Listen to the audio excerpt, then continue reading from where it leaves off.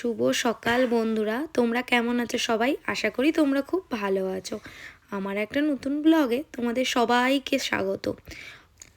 আজ আমরা ঘোরার উদ্দেশ্যে রওনা দিয়েছি। আমাদের 2টো স্টেশন পরই বড মেডোসে। সেখানে গেছিলাম কেমন দেখতে। চলো আজ তোমাদের সাথে করে নিয়ে যাই। এটা আমাদের বাড়ি থেকে যাওয়ার রাস্তায় পড়ছিল। চলো দেখি কেমন লাগছে অস্ট্রেলিয়ার নতুন সকাল। আমি আর আমার বর সাথে যাচ্ছিলাম, সাথে আমাদের ফ্রেন্ডসরাও ছিল।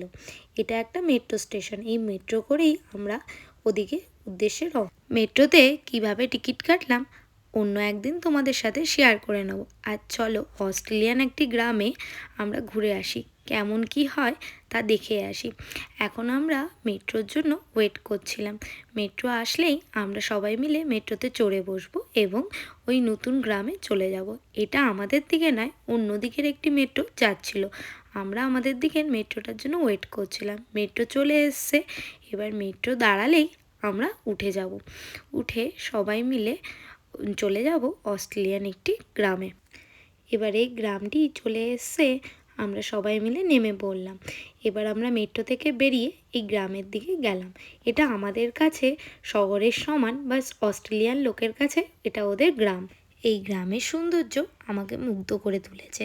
প্রত্যেকটা গ্রাম বা শহরে দৈনিক প্রয়োজনীয় জিনিসের জন্য একটা করে শপিং মল থাকে, যা আমাদের ইন্ডিয়ানদের ভাষায় আমরা বাজার বলে থাকি, যা আমাদের নিত্য প্রয়োজনীয় জিনিস কিনে আনতে অনেক সুবিধা হয়।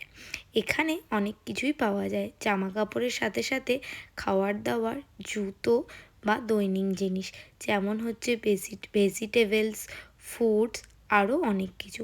আজ তোমাদের সাথে পুরোটা শেয়ার করতে পারলাম না, অন্য একটা ভিডিওতে এই মলটার সম্পর্কে আমি শেয়ার করব। জায়গাটার নাম হলো বড মেডোস। আজ নাই এইটুখানি থাক, তারপর আমরা ফিরে রাতে বাড়ি চলে গেছিলাম। গিয়ে আজকে আমাদের ডিনারে ছিল চিকেন কষা এবং ভাত, যা আমরা খেয়েছিলাম। তোমাদের যদি ভিডিওটা একটু ভালো লেগে থাকে অবশ্যই তাহলে আমার পাশে থেকো এবং লাইক সাবস্ক্রাইব করে দিও।